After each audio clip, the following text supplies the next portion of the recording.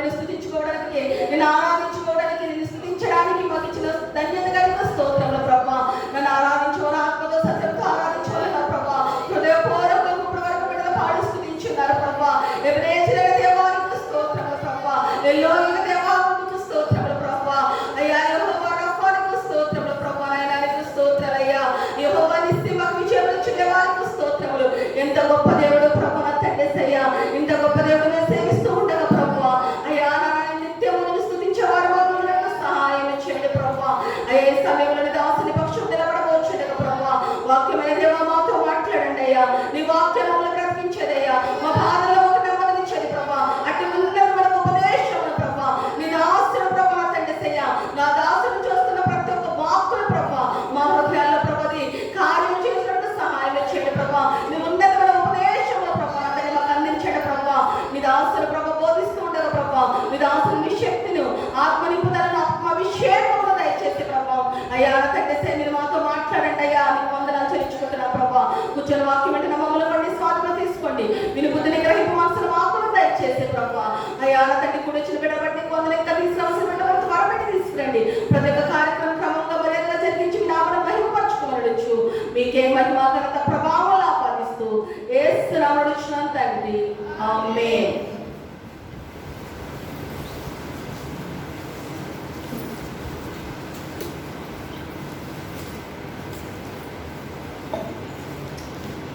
దేవుని ఘనమైన నామమునకు మహిమ కలుగును గాక. మరొకసారి అందరూ బిగ్గరగా చెబుదాం ఆమేన్. మంచిది ప్రియులారా, మరి దినము మరొక పర్యాయము ఈ విధంగా దేవుని సన్నిధానములో మనమందరం కూడి ఉండడానికి ప్రభు ఇచ్చిన కృపను బట్టి మరి మొదటిగా ప్రభువును స్తుతిస్తూ ఉన్నాను. అలానే ఈ దినము దేవుని యొక్క సన్నిధానంలోనికి చేరువచ్చిన మీకందరికీ మరొక పర్యాయము మన ప్రభువును రక్షకుడైన యేసుక్రీస్తు వారి నామములో నాకు హృదయపూర్వకమైన వందనాలు తెలియజేస్తాను. అందరికి వందనాలు. మీరు చెప్పుకున్నారు ఒకరికొకరు వందనాలు. కానీ ఎవరి కాలం వచ్చారా కూర్చునిపోయారా? ఒకరికొకరు వందనాలు చెప్పుకోలేదా? చెప్పుకోవాలి కదా. పౌలు గారు చెప్పిన మాట అది. ఒకరికొకరు ఏం చెప్పుకోవాలి?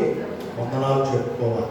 మనం ఎక్కడ కలిసినా, మనం ఎక్కడ ఉన్నా మనం అలా ఒకరినొకరు పలకరించుకునే ఆ క్రమంలో మొదట మనం చెప్పుకోవలసిన దేవునికి వందనాలు, స్తోత్రాలు. హల్లెలూయా. మంచిది పిల్లల, ఈ దినము కొద్ది నిమిషాలు దేవుని మాటలను మనం ధ్యానం చేసుకొని ఈ దిన కార్యక్రమాన్ని మనం త్వరితగతిలో ముగింపులోనికి తీసుకొని వచ్చే ప్రయత్నం చేద్దాం. పరిశుద్ధ బైబిల్ గ్రంథములో నుండి దినవృత్తాంతముల 2వ గ్రంథము 6వ అధ్యాయము. దినవృత్తాంతముల 2వ గ్రంథము 6వ అధ్యాయము 14వ వాక్యంలో రాయబడిన మాటను మనం ఒకసారి చదువుకుందాం. పేజీ నెంబర్ 363వ పేజీ అండి. చదవండి. యెహోవా ఇశ్రాయేలీయుల దేవా, హృదయపూర్వకముగా నిన్ను అనుసరించు నీ భక్తులకు నిబంధనను నెరవేర్చుచు కృప చూపుచుండు. నీ వంటి దేవుడు ఆకాశమందైనను భూమి అందైనను లేడు. చాలు, చిన్న ప్రార్థన చేద్దామండి. మహాగరుడా, మహోన్నతుడా, పరిశుద్ధుడా, నిత్య నివాసిన మా ప్రియ పరలోకపు తండ్రి, మీ యొక్క శ్రేష్టమైన ఉన్నతమైన ఘనమైన నామాన్ని బట్టి మీకు స్తోత్రాలు.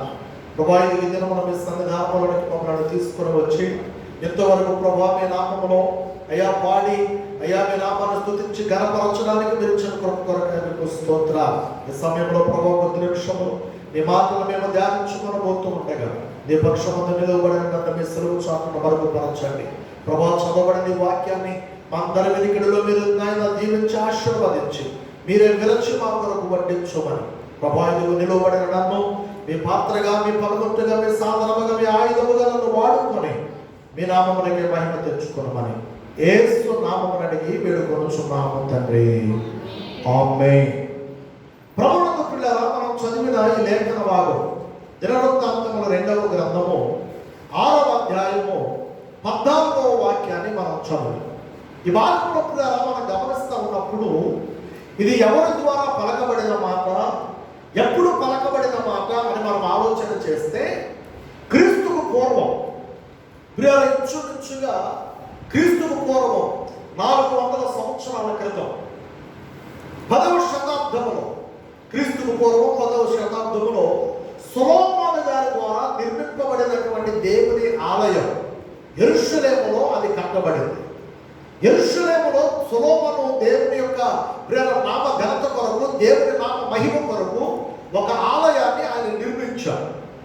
ఆ ఆలయాన్ని నిర్మించిన తరువాత ఆ ఆలయంలో దేవునికి ప్రార్థన చేస్తూ వచ్చారు. ఆ 13వ వాక్యంలో మీకు ఆ మాటలు కనబడతాయి.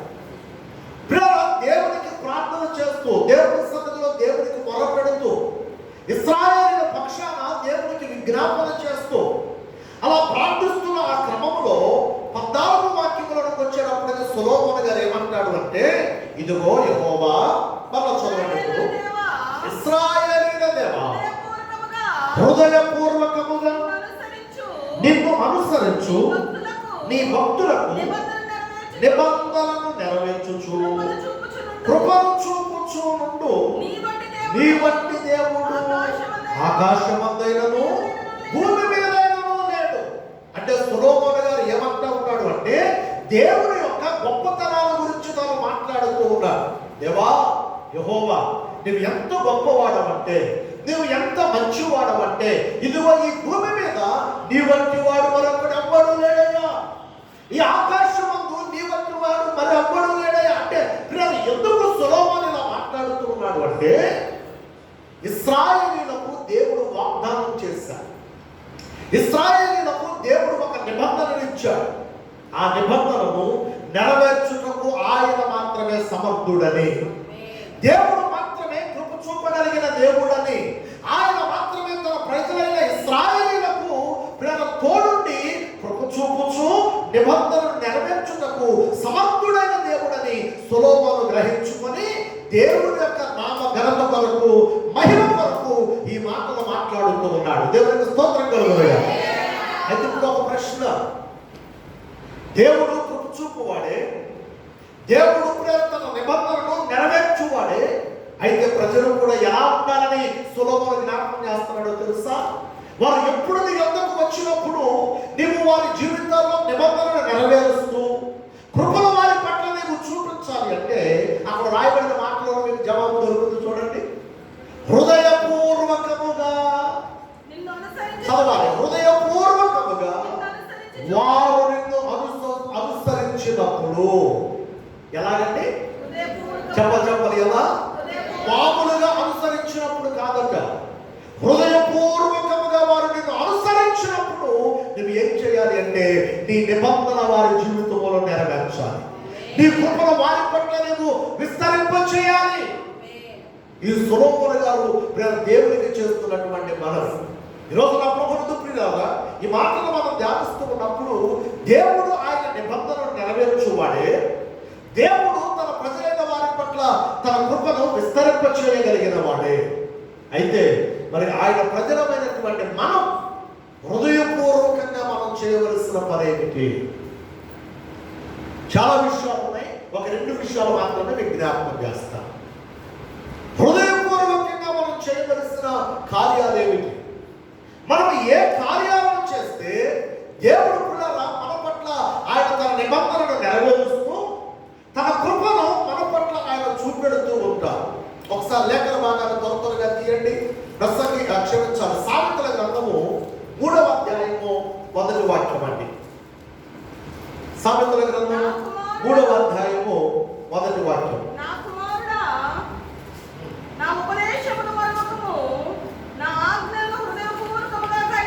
చాలు పిల్లలు, ఈ భాగంలో మనం గమనిస్తూ ఉన్నప్పుడు జ్ఞాని అయిన సొలొమోను గారి ద్వారా చాలా స్పష్టంగా దేవుడు మాట్లాడుతూ వస్తున్న ఆ మాటల్లో ఈ 3వ అధ్యాయంలో 1వ వాక్యంలో సామెతల గ్రంథంలో ఏమని రాయబడుతూ ఉన్నదంటే, నా కుమారుడా నువ్వు ఏం చేయాలి?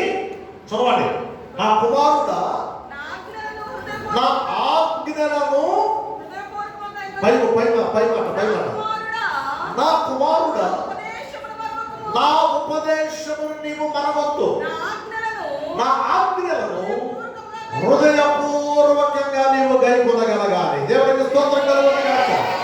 చూడండి ప్రియులారా, మొదటిగా మనం ధ్యానిస్తున్న ఈ మాటలో హృదయపూర్వకంగా మనం చేయవలసిన పని ఏమిటంటే దేవుని యొక్క ఉపదేశమును మనం మరవకూడదు. దేవుని ఉపదేశాన్ని మనం మరవకూడదండి. ఎందుకు దేవుని ఉపదేశమును మనం మరవకూడదంటే ఆ ఉపదేశమే మనల్ని బ్రతికించేది. అందుకని కీర్తన గ్రంథములో 119వ కీర్తన 50వ వాక్యంలో రాయబడుతున్న మాట ఏమిటంటే నీ వాక్యమే నన్ను బ్రతికించేది, నా బాధలో ఇదే నాకు నెమ్మదిని కలిగించేది. కనుక దేవుడి యొక్క మాట మనల్ని బ్రతికించేది. దేవుడు మనకు చేసే ఉపదేశం మనల్ని జీవింపచేసేది. కనుక దేవుడి యొక్క ఉపదేశాన్ని మనం మరవకూడదు. మరి ఏం చేయాలండి? ఇప్పుడు ఆ కింద లైన్ చదవండి. 3:1 మరవకము, నా ఆజ్ఞలను హృదయపూర్వకముగా నువ్వు గైకొనాలి. దేవునికి స్తోత్రం కలుగుగాక.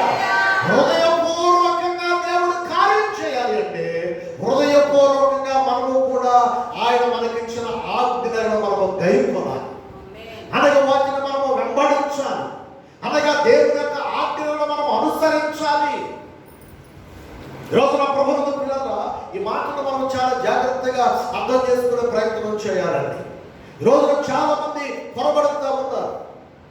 వారు వారి పనుల్లో వారు నిమగ్నమైపోయి, వారి ప్రయాణాల్లో వారు నిమగ్నమైపోయి, వారికి ఉన్నటువంటి పరిపాలన మీద వారు మనస్సును పెట్టుకొని ఈరోజు పిల్లల దేవుడిచ్చినటువంటి వాగ్దానాలను ప్రక్కన పెట్టేసి, దేవుడిచ్చిన నియమ నిబంధనలను ప్రక్కన పెట్టేసి, దేవుడిచ్చిన ఆజ్ఞలను ప్రక్కన పెట్టేసి వారి దారిని వారు ఉంటూ వారు ఏమంటున్నారో తెలుసా?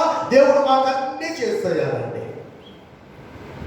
దేవుడు మేము అనుకున్న కార్యాలన్నీ జరిగించేయాలండి, దేవుడు మేము అనుకున్న కోరికలన్నీ తీర్చేయాలండి. అయ్యే పని అంటారండి. అవుతుంటారా?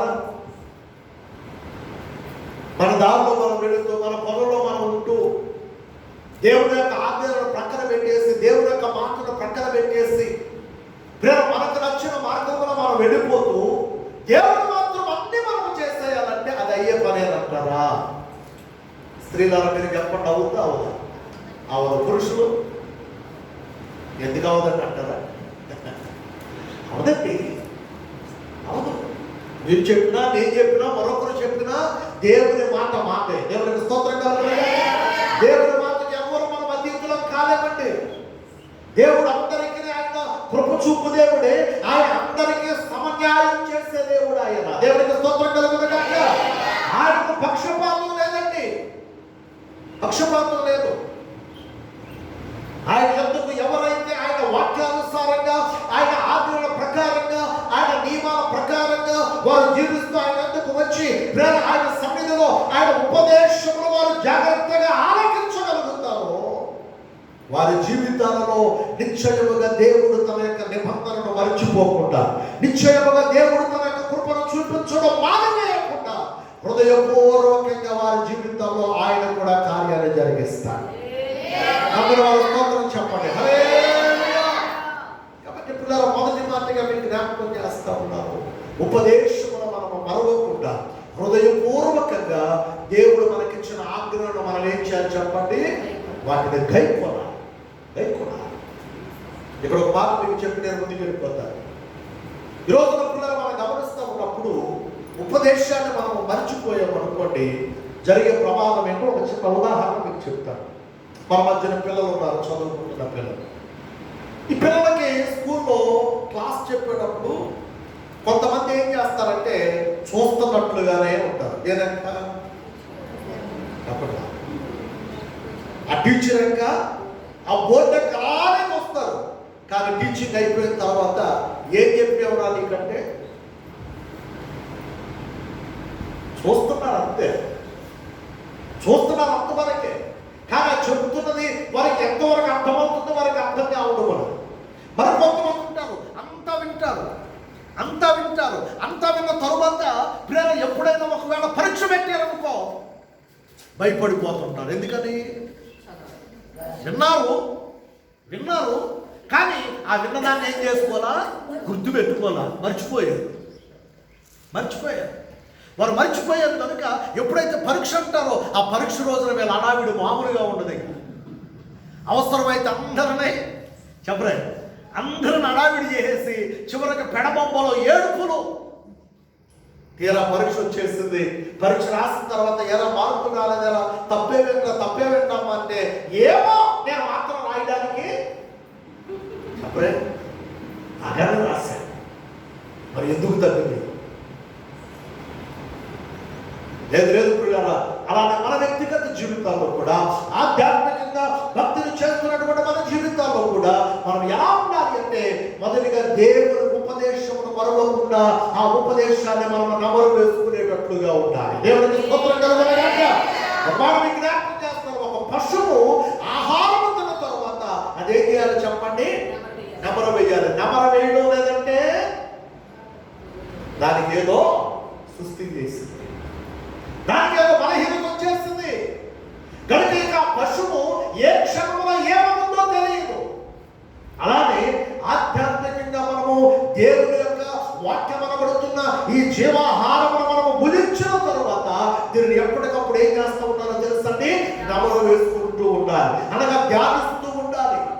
కీర్తన గ్రంథంలో 1వ కీర్తనలో రాయబడుతున్న మాటది, దుష్టుల ఆలోచన చొప్పున నడవక, పాపుల మార్గమున నిలవక, అపహాస్యతలు కూర్చుండ చోటున కూర్చుండక, యెహోవా ధర్మశాస్త్రమునందు ఆనందించుచు. ఎప్పుడెప్పుడు ధ్యానించాలంట చెప్పాలి. ఎప్పుడెప్పుడు? అదిగో ఇప్పుడే చాలా మంది ధ్యానంలోకి వెళ్ళిపోయారు. అప్పుడే కళ్ళు మూసుకొని ఇప్పుడు ధ్యానించబాకండి, ఇప్పుడు వినండి. ధ్యానించే సమయం వస్తున్నప్పుడు ధ్యానించండి. ఎందుకంటే ఇప్పుడు మీరు ధ్యానంలోకి వెళ్ళాలనుకో చెప్తున్నది మీకు అర్థం కాదు. అందుకనే చెప్తున్నప్పుడు వినండి, ధ్యానించాల్సినప్పుడు ధ్యానించండి. దేవుడికి స్తోత్రం కలుగునుగాక. నా మీద కోపం వచ్చినప్పుడు గట్టిగా చెప్పండి హల్లెలూయా. ఎవరు చెప్పింది? మంచిది, మీకు వందనాలు. ధ్యానించాలండి. కీర్తన గ్రంథంలో మనం చూస్తున్న మాట అదే. ఎప్పుడెప్పుడు ధ్యానించాలంట? దివారాత్రములు దాన్ని ధ్యానించువాడు ధన్యుడు. అతడు ఎలా ఉంటాడు అంటే నీతి కాలము వారన నాటబడిన ఆకువాడక తలకాలమందు ఫలమిచ్చు చెట్టు వలె ఉంటాడు. దేవుని స్తోత్రం చెప్పండి. కాబట్టి దేవుని వాక్యాన్ని మనము మర్చిపోకుండా విన్న వాక్యాన్ని జాగ్రత్తగా జ్ఞాపకం ఉంచుకొని ఆ వాక్య ప్రకారంగా పిల్లల హృదయపూర్వకంగా ఆయన ఇచ్చిన ఆజ్ఞలను మనము కైకొనే వారమై ఉండాలి. హల్లెలూయా. ఇది మొదటి మాటగా మీకు జ్ఞాపకం చేస్తున్నాను. హృదయపూర్వకంగా మనం ఆయన యొక్క ఆజ్ఞలను కైకొనగలిగితే హృదయపూర్వకంగా దేవుడు మనల్ని ఆశీర్వదించడం ప్రారంభిస్తాడు. రెండవ మాట చెప్పి ముగించేస్తాం. రెండవ మాటను కీర్తన గ్రంథములో 119వ కీర్తన 145వ వాక్యాన్ని ఒకసారి చదవండి. 145 119 145 ఆ పేజీ నెంబర్ చెప్పండి. 519వ పేజీ అండి. యెహోవా హృదయపూర్వకముగా నేను మొరపెట్టుచున్నాను, నీ కట్టడలను నేను గైకొనున్నట్లు నాకు ఉత్తరమేమో. అలాగే 78వ కీర్తన 34వ వాక్యాన్ని కూడా ఒకసారి చదవండి. 78 34 వారిని ఆయన సంహరించినప్పుడు వారు ఆయనను వెతికిరి, వారు తిరిగి హృదయపూర్వకముగా దేవుణ్ణి బతిమాలుకొనిరి. చదవబడిన ఈ 2 లేఖనాలు మనం ఏం చూస్తా ఉన్నామంటే, ఒకటి దేవుని నట హృదయపూర్వకముగా ఆయనకు ప్రార్థన చేయాలి. రెండవదిగా అక్కడ రాయబడిన 78వ కీర్తనలో రాయబడుతున్న మాట ఏమిటంటే హృదయపూర్వకముగా ఆయనను బ్రతిమలాడుకోవాలి. దేవునికి స్తోత్రం చెప్పండి. ఏం చేయాలి? హృదయపూర్వకంగా ఆయనకు ప్రార్థన చేయాలి, అనగా మొరపెట్టుకోవాలి, అలాగే ఆయనను బ్రతిమలాడుకోవాలి. ఈ వార్తను మనం ధ్యానిస్తున్నప్పుడు ప్రభు సన్నిధిలో ఒకసారి మనం ఆలోచన చేస్తే అలా ఎవరైనా మొరపెట్టిన వారు ఉన్నారా, అలా ఎవరైనా ప్రార్థించిన వారు ఉన్నారా, అలా ఎవరైనా దేవుడిని బ్రతిమలాడిన వారు ఉన్నారా అని మనం ఆలోచన చేస్తే ఆది కాండములో ఒక భక్తుడు మనకు కనబడతాడండి. ఆ భక్తుడి పేరు యాకోబు. ఏం చెప్పండి? అందరూ చెప్పాలి. ఏం పేరండి? యాకోబు. ఈ యాకోబు చేస్తున్న పని ఏమిటంటే, ప్రియరా, తన యొక్క పేరుకు తగినట్లుగా యాకోబు అంటే అర్థం ఏంటంటే మోసగాడు. తన పేరుకు తగినట్లుగానే తను అందరిని మోసం చేస్తూ వచ్చాడు. అందరిని మోసం చేశాడు. మొదటిగా తన తల్లి గర్భంలో నుండి తాను బయటకు వచ్చేటప్పుడే తన అమ్మను మోసం చేసేదానికి ప్రయత్నం చేశాడు. ఆ తర్వాత తాను చేస్తున్న మోసం ఏంటంటే, తన అమ్మను ఎలా అయితే మోసం చేయాలనుకున్నాడో అలానే మోసం చేసేస్తాడు. ఆ తర్వాత తన తండ్రిని మోసం చేస్తాడు. ఆ తర్వాత పిల్లనిచ్చిన తన మేనమామను మోసం చేస్తాడు. అందరూ మోసం చేయడమే తన యొక్క పని. అలా మోసం చేసి చివరికి ఎక్కడ వరకు వచ్చిందంటే, ఆ మోసం ద్వారా తనకు ప్రాణహాని పొంచి ఉంది అన్నటువంటి మాట వినవలసినంతగా తను మోసం చేసేస్తాడు. తన అన్నయ్య తిరుగుబాటు చేసేస్తున్నాడు. ఇక తమ్ముడు దొరికితే తమ్ముడు చంపేయాలని తన అన్న కాలు దూరుతా ఉన్నాడు. అటువంటి సందర్భంలో యాకోబు పారిపోతూ ప్రాణ భయంతో తన భార్యను, తన పిల్లలను, తన కలిగిన ఆస్తిని, తన కలిగినటువంటి పశువులను సమస్తాన్ని ఒక ప్రక్కన పెట్టేసి తాను తన ప్రాణ భయంతో ఎక్కడ తన అన్న తనను చంపి వేస్తాడోనని తన ప్రయాణమై పారిపోతూ ఉండగా ఒక స్థలంలోకి వెళ్ళాడు. అప్పటికి చీకటి పడిపోయింది.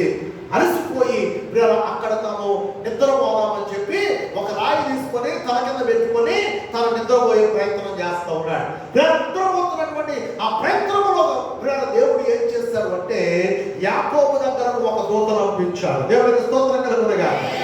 చూడండి, ఒకసారి మీరు లేఖన భాగంలో నుంచి ఆ విషయాలు చదివితే బాగుంటుంది. ఆదికాండము 32వ అధ్యాయంలో జరిగినటువంటి సంఘటన అంతా కూడా మనకు అక్కడ కనపడుతున్నాయి. ఇప్పుడు అదంతా కూడా మనం చదివి ధ్యానం చేయడానికి మనకు సమయం చాలదు. కేవలం నేను చెప్తున్నటువంటి యొక్క మాటలో నుంచి కొన్ని వచనాలను నేను చూపించే ప్రయత్నం చేస్తాను. 34వ వాక్యం చూడండి, 32, 34. 32:24. ఒక నరుడు తెల్లవారు వరకు అతనితో పెనుగులాడెను. యాకోబు తెల్లవారు వరకు, ఒకసారి 22 నుంచి చదవండి, విషయం అర్థమవుతుంది. ఆ రాత్రి అతడు లేచి తన ఇద్దరు భార్యలు, తన ఇద్దరు దాసీలను, తన 11 మంది పిల్లలను తీసుకొని యొబ్బోకు దాటిపోయారు. యాకోబు వారిని తీసుకొని ఆ ఏరు దాటించి తనకు కలిగినదంతయు పంపివేశారు. యాకోబు ఒక్కడు మిగిలిపోయారు. ఒక నరుడు తెల్లవారు వరకు అతనితో పెనుగులాడాడు. తాను అతను గెలవకుండుట చూచి తొడగూటి మీద అతనిని కొట్టాను. అప్పుడు అతను అతనితో పెనుగులాడుట వలన యాకోబు తొడగూడు వసిరెను.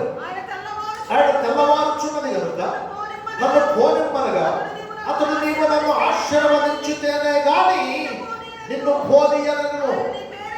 ఆయన నీ పేరేమని అడుగగా అతడు యాకోబు అని చెప్పాను.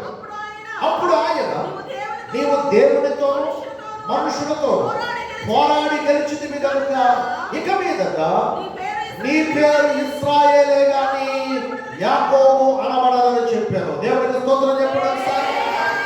చదవబడిన యొక్క భాగాన్ని మీరు దయచేసి అర్థం చేసుకోనండి. యాకోబు ప్రాణ భయంతో ఉన్నాడు. కానీ ఎప్పుడైతే దేవుని యొక్క దూత యాకోబు దగ్గరకు వచ్చిందో, ఎప్పుడైతే దేవుని యొక్క దూత యాకోబుతో మాట్లాడుతుందో, యాకోబు అంటా ఉన్నాడు, ఇదిగో నువ్వు వచ్చావు కనుక నేను ఆశీర్వదించితేనే గాని నిన్ను వెళ్ళలేను. మొత్తం మీద తెల్లవారు ఫైటింగ్ జరిగిందంటే ఇద్దరు వచ్చాడు, పోరాటం. తనంటాడు, ఇక నేను వెళ్ళిపోతాను, తెల్లవారిపోతుంది కనుక ఇక నేను వెళ్ళిపోతాను అని దేవుడు అంటే, యాకోబు అంటాడు, లేదు నీవు నన్ను ఆశీర్వదించితేనే కానీ నేను వెళ్ళను. మొత్తం మీద తెల్లవారిపోతా ఉంది. దేవుడు ఆయన వెళ్ళిపోయే ప్రయత్నం చేస్తూ ఉండగా యాకోబు చేసిన పని ఏంటి చెప్పండి? తన యొక్క మడిమను పట్టుకున్నాడట. యాకోబు ఎవరు మడిమను పట్టుకున్నాడు? దేవత లేకపోతే దేవుడు, లేకపోతే అక్కడ రాయబడుతున్న మాత్రం ఒక నరుడు అని రాయబడింది. అక్కడ సందర్భాన్ని బట్టి చరిత్రను మనం గమనిస్తూ ఉన్నప్పుడు యాకోబు వచ్చినటువంటి ఆ దేవుని యొక్క దూత కాలం పట్టుకొని తను అడుగుతూ ఉన్నాడు, నీవు ఆశీర్వదిస్తేనే కానీ నేను నిన్ను వెళ్ళనివ్వను. దూత అంటాడు, లేదు తెల్లవారిపోతుంది, నేను వెళ్ళిపోవాలి, నన్ను విడిచిపెట్టు. దేవుని దూతకు యాకోబుకు మధ్యన పోరాటం. యాకోబు కావలసింది ఏంటంటే ఆశీర్వాదం. దేవునికి స్తోత్రం కలుగును. దూత అడుగుతా ఉన్నాడు, నీ పేరేంటో చెప్పు, నేను నిన్ను ఆశీర్వదిస్తాను. యాకోబు అంటాడు, తన పేరు చెప్పకుండా నీవు నన్ను ఆశీర్వదించు. మొత్తం ఎంత తెల్లవారిపోతా ఉంది. ఎంతసేపు వారు ఇరువురు పెరుగులాడుతూ ఉన్నా, ఎంతసేపు వారు ఇరువురు ఒకరితో ఒకరు ప్రేమ మాట్లాడుకుంటున్నా ప్రయోజనం లేకుండా పోతా ఉంది. కనుక తెల్లవారిపోతా ఉన్నప్పుడు ఆ దేవుడు దూత ఏం చేస్తుందో తెలుసా? యాకోబు యొక్క తొట్టి మీద వెంట కొట్టిందట. ఎప్పుడైతే కూడా ఈ తొట్టి మీద వెంట కొట్టిందో వెంటనే యాకోబు యొక్క బూడి వస్తలేదు, అనగా ఈ తొట్టి వదిలేసింది, డిస్క్ జారిపోయింది. అయినా సరే యాకోబు తన పేరు చెప్పడం, కుట్టోడైపోయినా సరే దేవుని రోజు వెళ్ళిపోతుంటే ఆ కాలు పట్టుకొని కుట్టుకుంటూ ఎంతనాడే తప్ప నా పేరు యాకోబయ్యా అని ఒప్పుకోకుండా మొత్తం మీద పిల్లరా ఆ బాధ భరిస్తూనే దేవుని యొక్క కాలును పట్టుకొని బ్రతిమలాడుతూనే చివరకు అడగగా చివరకు ఒప్పుకున్న మాట ఏమిటంటే నా పేరు యాకోబు అన్నాడు. దేవునికి స్తోత్రం కలుగును. అలాగే ఇక్కడ మనం ధ్యానిస్తున్న ఈ మాటలో మనం ఏం గమనిస్తున్నామంటే తన యొక్క స్థితి ఏమిటో తాను దేవుని సన్నిధిలో తాను ఒప్పుకుంటూ ఉన్నాడంతే. చెప్పేది కదా, యాకోబు అంటే అర్థం ఏంటి చెప్పండి? వాసనాడు.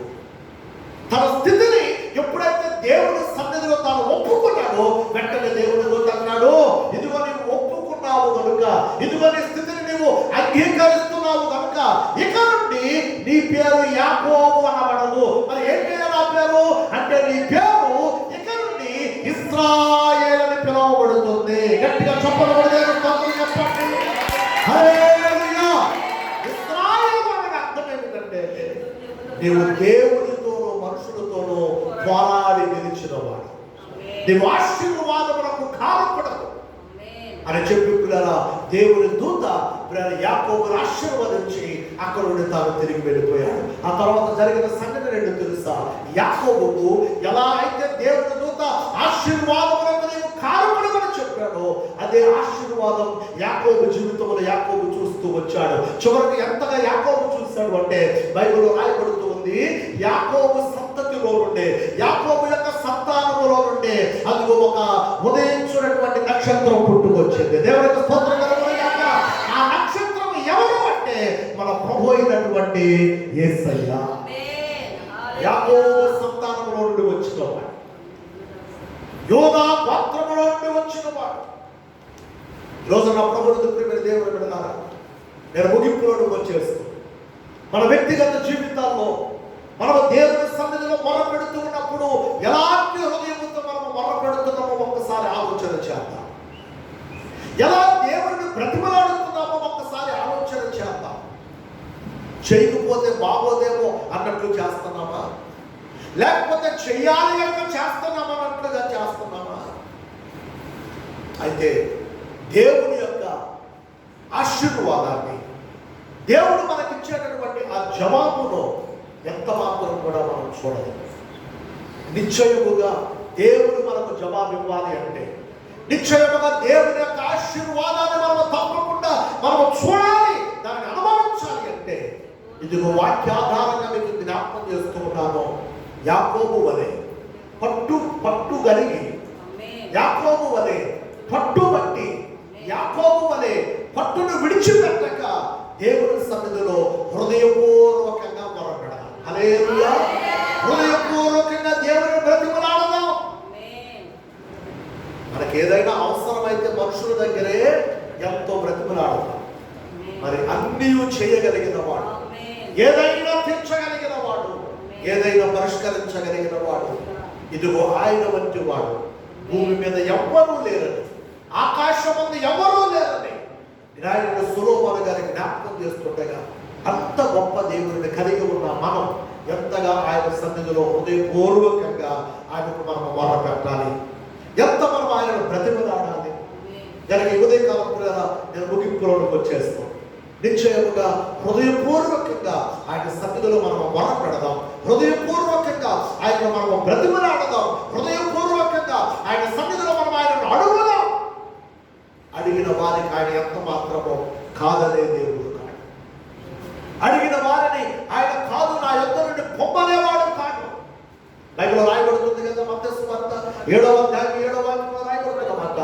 నన్ను అడగండి, అడుగు ప్రతి వారికి నేను అనుగ్రహిస్తాను. దేవుడికి స్తోత్రం కలుగుగాక. చదవండి మత్తయి సువార్త 7వ అధ్యాయం 7వ వాక్యం.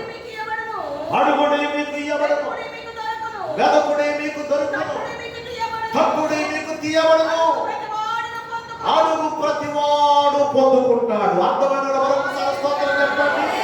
ఇప్పుడు ఎవరు పొందుకుంటారు చెప్పండి? అడిగేవాళ్ళ, అడగని వాళ్ళ? చెప్పట్లా. అడిగేవాళ్ళ, అడగని వాళ్ళ? బ్రతిమలాడేవాళ్ళ, బ్రతిమలాడని వారా? మొర పెట్టేవారా, మొర పెట్టని వారా? చెప్పట్లేదు. బైబిలే మనకు ఆధారం, వాక్యమే మనకు ఆధారం. అడుగు ప్రతి వాడు ఏం చేస్తాడు చెప్పండి? అందుకుంటాడు. అడిగిన వారికి కాదు అనేవాడు కాదు. హల్లెలూయా. మొర పెట్టేవారు మొరను విననివాడు కాదు ఆయన. బ్రతిమలాడుతున్న వారికి నా యొక్క ఏమీ లేదు, నేను ఏమీ చేయలేను, నువ్వు పో అనేవాడు కాదు ఆయన. ఎంతటి వారినైనా, ఏ పరిస్థితిలో ఉన్న వారినైనా ఆయన సహాయం చేయడానికి, వారిని ఆశీర్వదించడానికి, వారి సమస్యను పరిష్కరించడానికి నా యొద్దకు రండి అని ఆహ్వానిస్తున్నవాడు ఆయన. అందుకనే మత్తయి సువార్తలో 28వ అధ్యాయంలో ప్రేరణ రాయబడుతున్న మాట, ప్రయాసపడి భారము మోసుకొనుచున్న సమస్త జనులారా నా యొద్దకు రండి, నా యొద్దకు రండి. అందరినీ ఆహ్వానిస్తున్నాడు. నిజమైనటువంటి ఆశ కలిగి ఎవరైతే రాగలుగుతారో వచ్చిన వారందరి జీవితాల్లో కార్యాన్ని చేయగలిగిన దేవుడు ఆయన. హల్లెలూయా.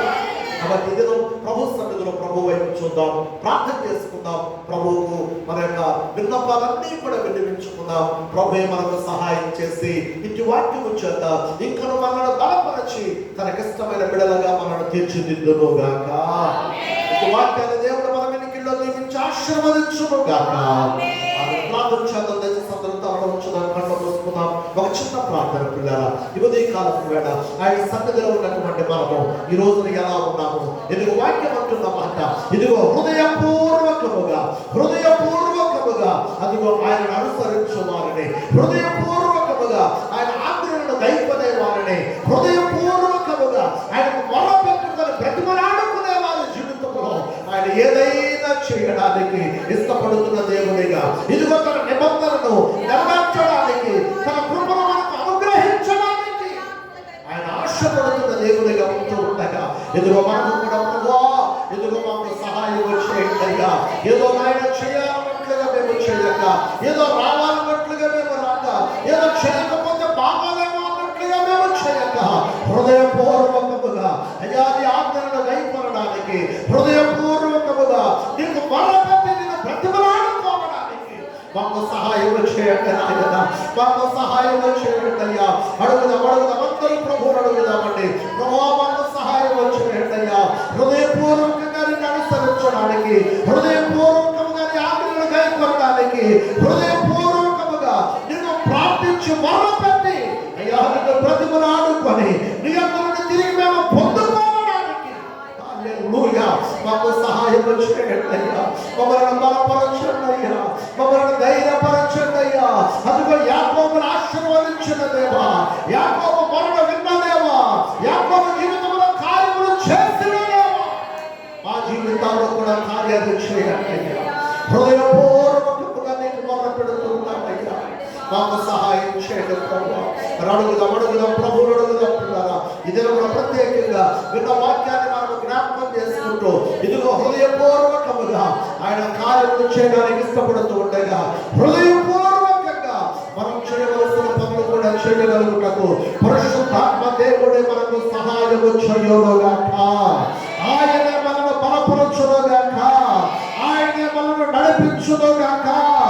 ఆయనే హృదయపూర్వకముగా ఇదిగో ఆయన సన్నిధిలో మనము మొరపెట్టి బ్రతిమలాడుకొని ఆయన ద్వారా గొప్ప కార్యములు చూడగలిగినట్లుగా, అనుభవించగలిగినట్లుగా ఆ పరిశుద్ధాత్మ దేవుడే మనకు సహాయం చేసి మనను ముందుకు నడిపించునుగాక. ప్రభువానికి స్తోత్రాలు నాయనా, నీకు స్తోత్రాలు. నువ్వు ఎంతైనా నమ్మదగిన దేవుడు నాయనా. నీవు మాట తప్పే దేవుడవు కాదయ్యా.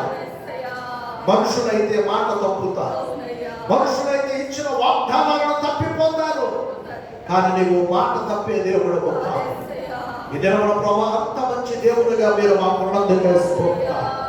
అదిగో అట్టి నీ మాట, అట్టి నీ వాగ్దానం, అట్టి నీ యొక్క నిబంధన మా జీవితంలో మీరు నెరవేర్చాలి అంటే మేము ఏం చేయాలో మాకు జ్ఞాపకం చేస్తాం.